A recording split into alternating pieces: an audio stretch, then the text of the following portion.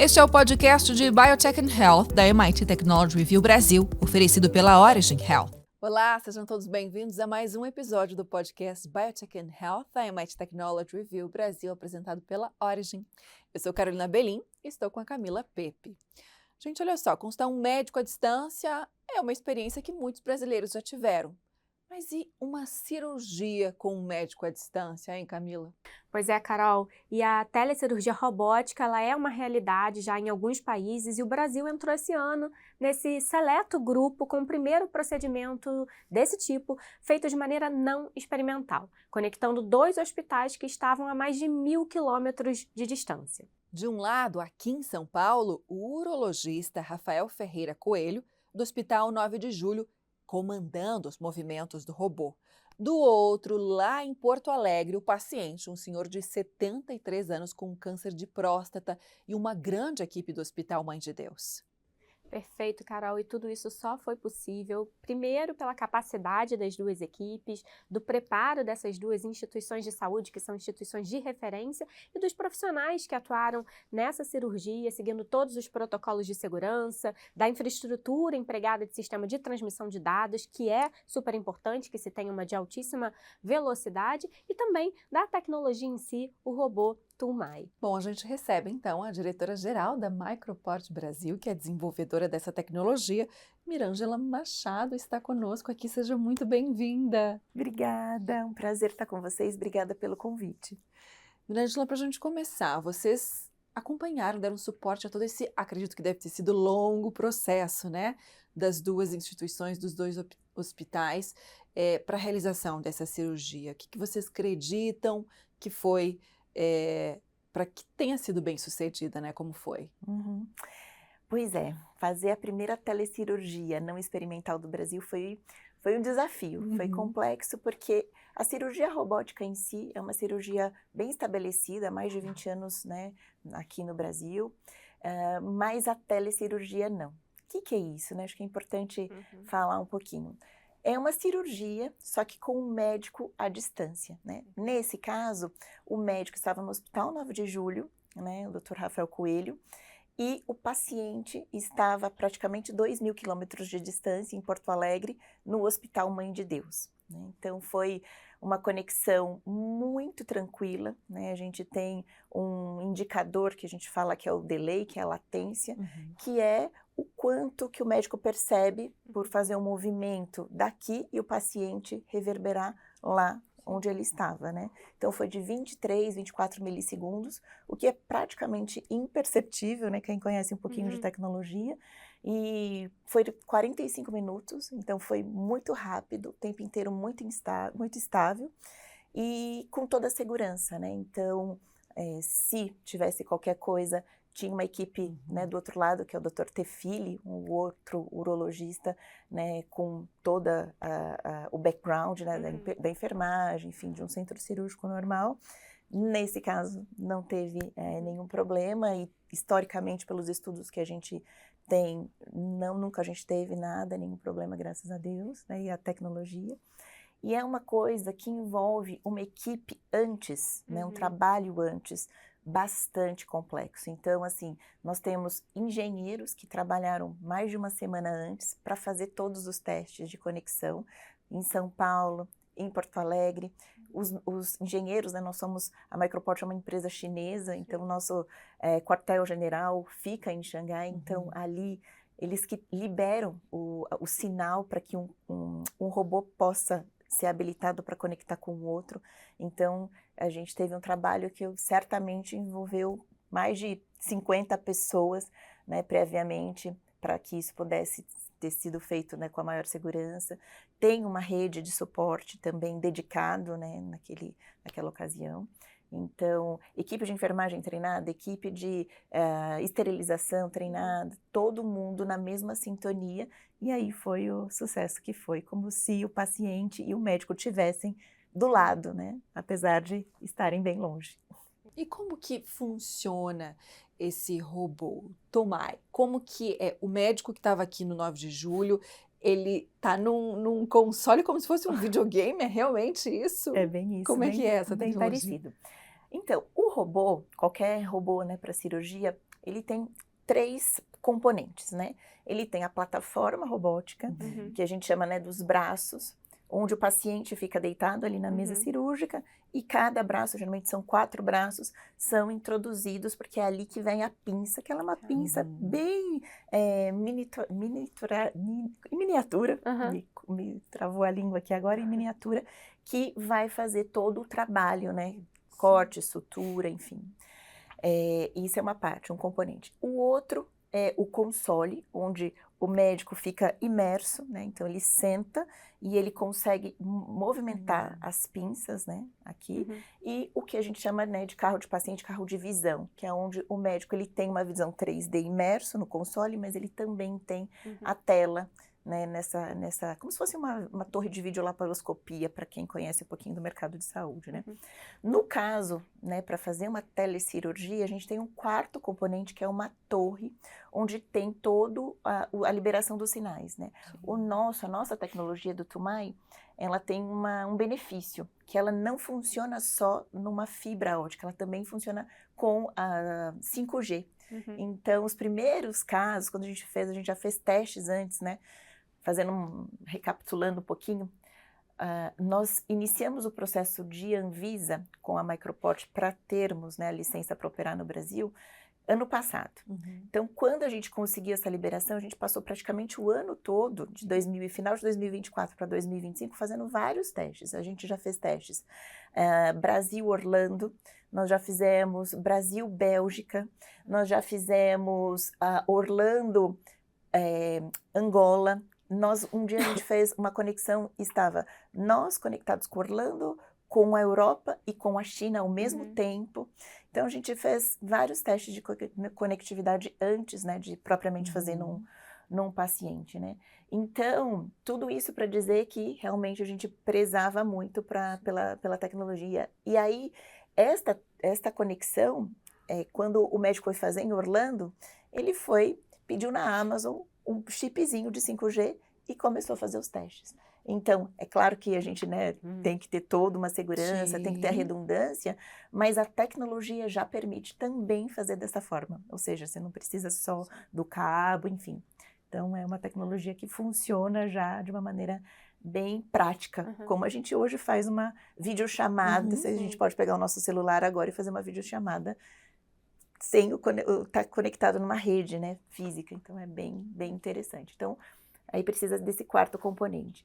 Quando você está na outra ponta, então, numa ponta onde o paciente está, todos esses componentes estão ali, na cirurgia.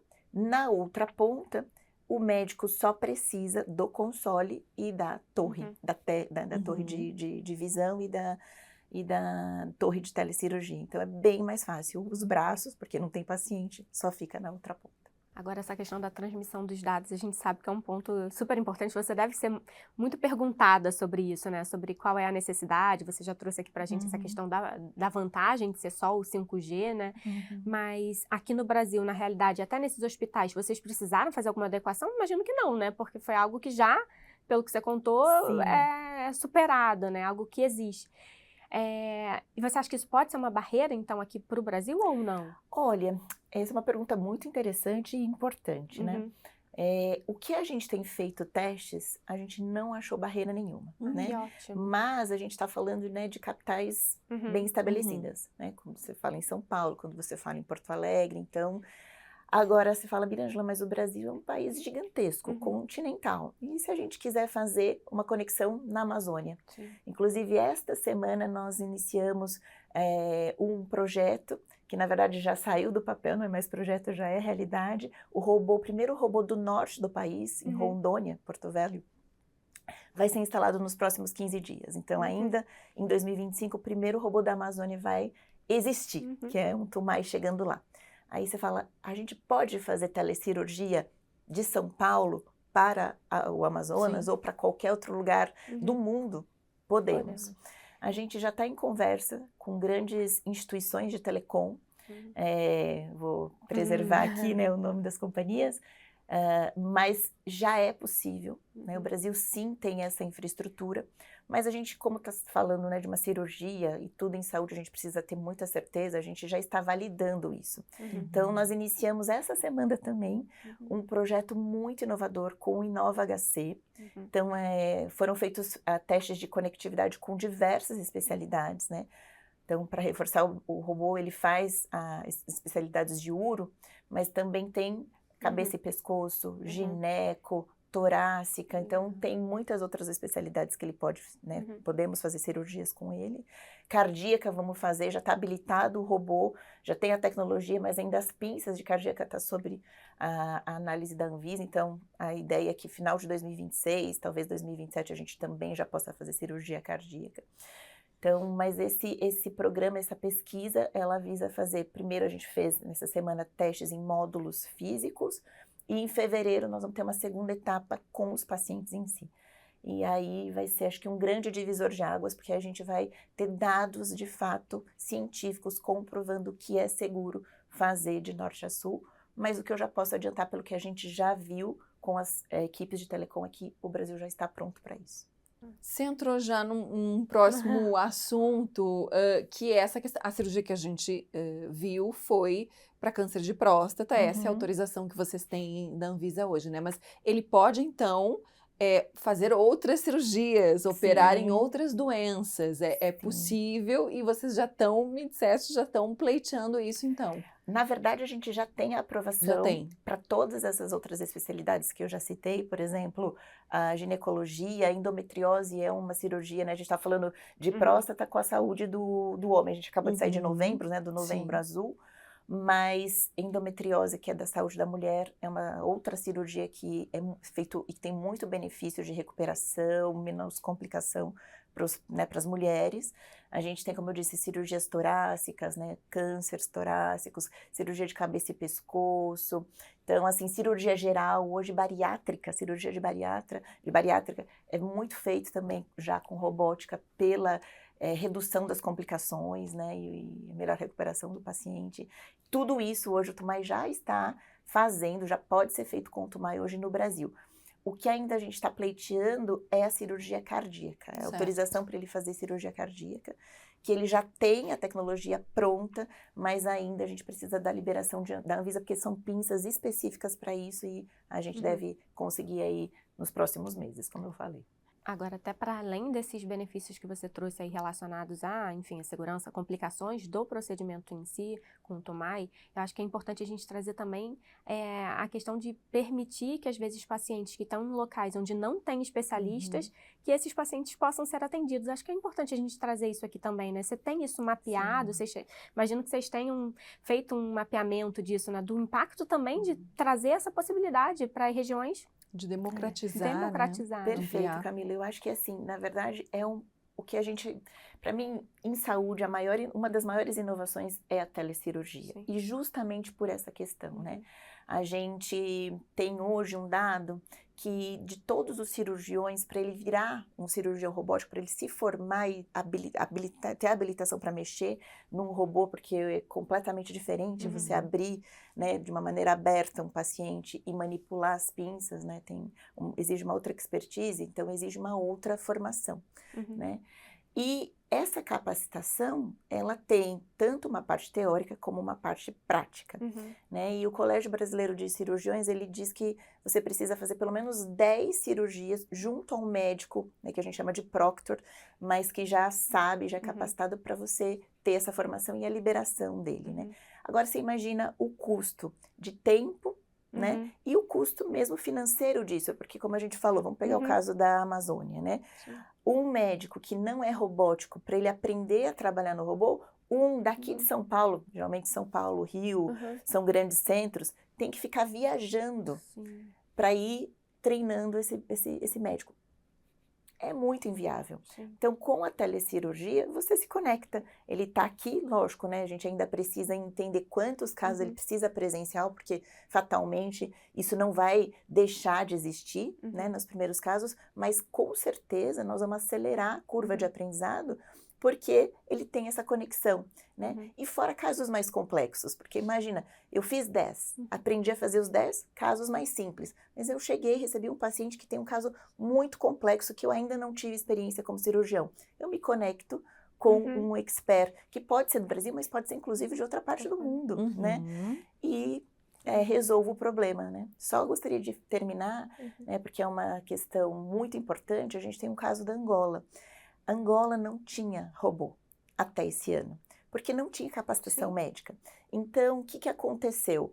Um dos maiores cirurgiões do mundo, que é o Dr. Vipul Patel, fez um projeto, o FDA, inclusive, aprovou, não sei, saíram, né, essa notícia em vários lugares do mundo, jornais importantes, né, CNN, enfim, e ele, através da conexão, ele fez um primeiro programa piloto, onde ele foi com a equipe dele treinar os médicos, né, e toda a equipe de saúde em Angola, e agora ele faz através de telecirurgia, esse suporte, até os médicos se sentirem prontos e capacitados para tocar o serviço sozinho. Então, acho que esse é um dos maiores projetos imunitários que a gente tem aí para dividir com vocês, mostrando que a tecnologia realmente está a favor do progresso e da saúde. E o que representa, Mirângela, assim, né, diante desses dados que você nos trouxe? Olha, aparentemente, conectividade não é uma grande barreira, talvez a gente poderia pensar diferente, né? Tudo mapeado, né? Essa possibilidade de outras, não apenas a cirurgia do câncer de próstata, outras cirurgias, inclusive a cardíaca. O que representa ter feito parte da história, né, dessa primeira cirurgia, telecirurgia robótica, né, colocando o Brasil nesse mapa, nesse grupo seleto aí de países, né, como que você vê, assim, o que isso representa e o que a gente talvez pode até projetar para o futuro? Olha, primeiro acho que foi uma honra, né, poder participar de tudo isso. Teve e tem uma complexidade, como eu te disse, né, envolve várias áreas aqui, inclusive a parte legal, jurídica, né? Sim. O Brasil só pôde fazer parte disso porque no meio da pandemia o Conselho Federal de Medicina já teve uma resolução e previu isso. Então, junto com a aprovação da telemedicina, que era um tabu até então, né, e com a pandemia foi acelerado, eles já colocaram a telecirurgia como uma inovação que já pode ser feita no Brasil. Então, isso já adiantou. Tem países que nem sequer têm isso aprovado, né? Então, nós estamos na frente, nós já estamos, né, no protagonismo, né, nesse pioneirismo. Nós temos médicos excelentes, extremamente capacitados para assumir, né, esse protagonismo no Brasil dessa inovação. E agora, eu posso dizer para vocês, a gente está sendo centro, já tem vários desenhos para que o Brasil possa trazer polos educacionais para a América Latina. Então, a gente também está trazendo o TUMAI para a Argentina, para o México, para o Chile. E, com certeza, o Brasil vai ser o hub que vai treinar tudo isso.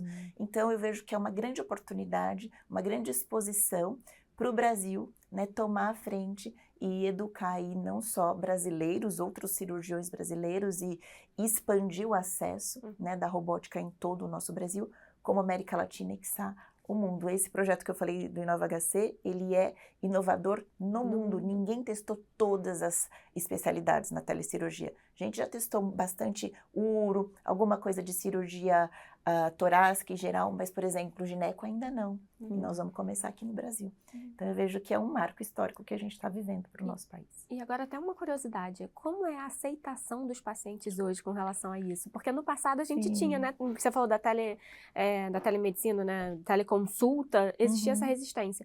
Com a cirurgia, ainda existe isso? Vocês encontram ainda uma barreira nesse sentido? A gente precisa educar as pessoas sobre isso? Eu acho que está muito novo, né? Mas a nossa experiência até com o paciente foi, assim, lindo de ver. Acho que o que mais me tocou foi ver a reação do paciente, né? Nós fizemos uma matéria, não sei se vocês tiveram a oportunidade de ver, mas está linda no Fantástico. Né? O Fantástico fez, né, a cobertura desse primeiro caso. E o brilho nos olhos do paciente, né, foi, assim, comovente. Ele estava super feliz, super confortável. No final, ele até brincou e falou assim, nossa, parecia que eu tinha ido fazer um exame, não uma cirurgia, né? Ele comentou. E o robô até virou meu amigo, eu tenho ele aqui no meu celular. Então, assim, um paciente de 73 anos, né, se eu não me engano. E então não é um paciente novo, né? Já nessa conectividade toda na tecnologia, ele tirou de letra, adorou, ficou super feliz, seguro, o resultado foi ótimo, né? Os médicos das duas pontas, né, deram todo esse suporte, equipe, acho que isso também faz uma diferença.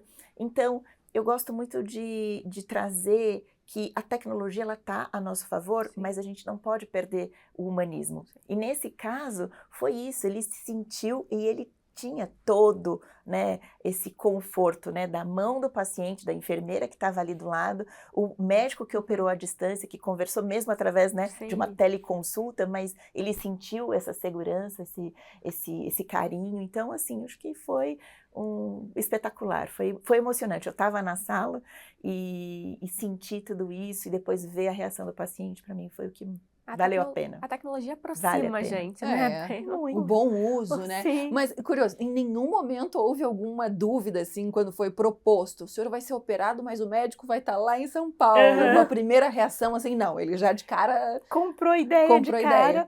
Eu acho que tem muita credibilidade do médico dele, né? E isso é muito importante dizer, né? Então, assim, ele tinha o médico dele, o médico falou, olha, o senhor vai estar participando aqui, né? Nós vamos estar com... Porque você imagina, em vez de você ter um médico de confiança, você vai ter dois, né? Você já tem o seu aqui, e aí você fala, eu ainda vou estar conectado com um dos melhores nomes do país, né? Mais competentes. Então, o médico falou, o paciente falou, não, topo, que privilégio, né? Então, acho que segurança em dose dupla. Exatamente. Muito Perfeito. bom. Acho que é isso, Adorei. né, Mila? Muito bom. Adoramos. Muito obrigada, Mirangelo, pela sua participação, por todas as informações que você nos trouxe. Imagina, sou eu que agradeço. E, bom, vai ter muito de telecirurgia ainda pra gente comentar. Vamos. Que bom que a gente já conseguiu falar um pouquinho aqui. Parabéns. A gente tá aqui na expectativa de terem mais cirurgias pra gente voltar a conversar aqui, para ter mais casos para contar, né? Mais histórias 2026, temos muitas. A gente volta aqui no ano que vem com muita novidade, com certeza. Vai ser um prazer. Na expectativa disso ser ampliado aí para outras áreas. Sim. Obrigada. E agradecemos também a você, claro, que nos acompanhou até aqui. E te convido a acessar mais dos nossos podcasts, os principais agregadores. Podcast Biotech and Health, da MIT Technology Review Brasil, que é apresentado pela Origin. A gente se vê no próximo episódio. Até lá! Continue acompanhando os conteúdos de Biotech and Health nas plataformas da MIT Technology Review Brasil.